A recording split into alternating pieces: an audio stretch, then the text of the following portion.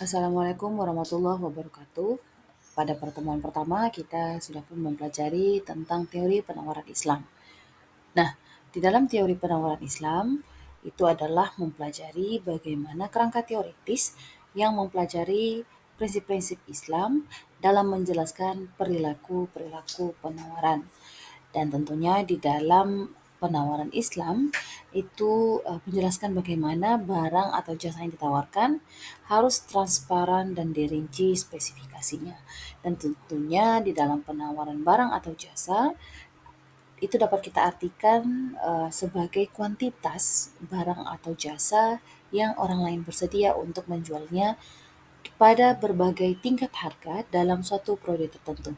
Nah, ini adalah tugas esai pertama dari kelas Ekonomi Mikro 2023C tentang perubahan permintaan dan penawaran di era industri 5.0. Jadi silakan dengarkan arahannya terlebih dahulu untuk mengetahui konteks penulisan yang akan teman mahasiswa lakukan di jawabannya kolom komentar. Nah, perubahan permintaan dan penawaran di era industri 5.0 yang ditandai dengan kolaborasi antara manusia dan mesin telah membawa tantangan dan peluang baru bagi produsen, terutama dalam memenuhi kebutuhan konsumen yang semakin cerdas dan terinformasi. Dalam konteks ini, adaptasi produsen terhadap perubahan pasar menjadi sangat krusial. Adaptasi perubahan dalam memenuhi permintaan konsumen itu akan membawa perubahan kepada 4 hal. Pertama, penggunaan data untuk memahami permintaan. Produsen harus memanfaatkan data untuk memahami preferensi dan perilaku konsumen. Dengan kemajuan teknologi, data dapat dikumpulkan dari berbagai sumber, termasuklah media sosial dan platform e-commerce. Hal ini memungkinkan perusahaan untuk menganalisis tren permintaan dan mengidentifikasi produk yang paling diminati oleh konsumen. Misalnya, perusahaan dapat menggunakan analisis data untuk menentukan fitur produk yang diinginkan dan menyesuaikan penawaran mereka sesuai dengan kebutuhan pasar. Yang kedua, inovasi produk dan personalisasi. Konsumen saat ini tentunya mengharapkan produk yang lebih personal dan berkualitas tinggi. Oleh karena itu, produsen sekarang mendorong adanya inovasi dalam pengembangan produk mereka. Contohnya, produsen makanan halal dapat diperkenalkan dengan variasi baru yang sesuai dengan tren diet sehat atau preferensi lokal. Tentunya dengan memanfaatkan teknologi seperti kecerdasan buatan AI, maka perusahaan dapat menciptakan pengalaman belanja yang lebih personal melalui rekomendasi produk yang disesuaikan dengan preferensi individu.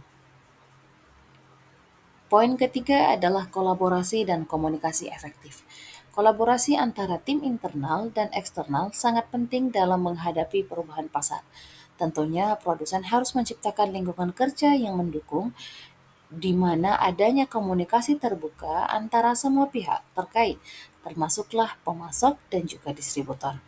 Untuk membangun jaringan kolaboratif, tentunya produsen harus lebih cepat beradaptasi terhadap perubahan permintaan dan meningkatkan efisiensi operasional. Dan poin keempat adalah modifikasi strategi pemasaran di mana strategi pemasaran juga perlu disesuaikan dengan perilaku konsumen yang berubah. Misalnya, penggunaan media sosial sebagai alat pemasaran menjadi semakin penting untuk menjangkau konsumen muda yang lebih aktif di platform digital. Hal ini teman mahasiswa bisa lihat ya, ada seperti di TikTok Shop, Instagram gitu ya, dan produsen halal dapat memanfaatkan influencer-influencer muda untuk mempromosikan produk mereka secara efektif dan memenuhi kepada target pasar.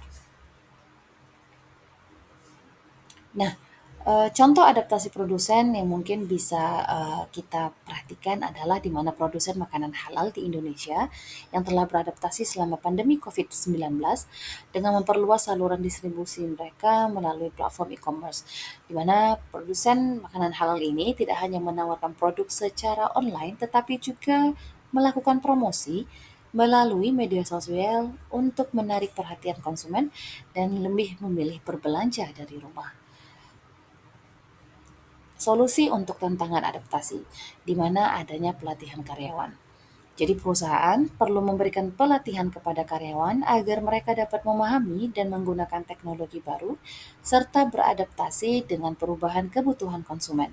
Yang kedua, bisa dilakukan melalui investasi di dalam teknologi.